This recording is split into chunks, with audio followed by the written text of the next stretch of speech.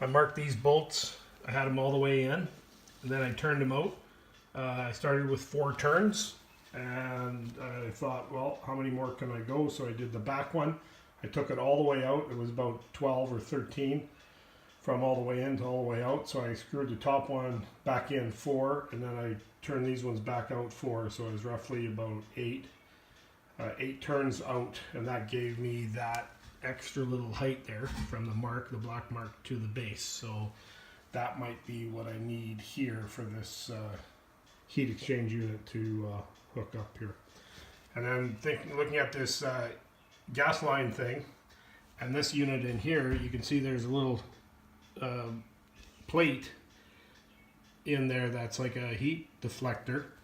But if you're looking at most of these stoves, the old gas line was always like that pipe, gas pipe, not this flexible stuff. So I think I'll just build a metal flashing, tin flashing, to cover this pipe from that end of the stove to this end of the stove, and then let it turn back into the burner part, and I think that'll solve any overheating problems in it. But I'm also going to check with the gas guys, see what kind of temperature those gas lines can take. But I pretty much suspect that there's not a lot of heat down there. All the heat goes up on these units.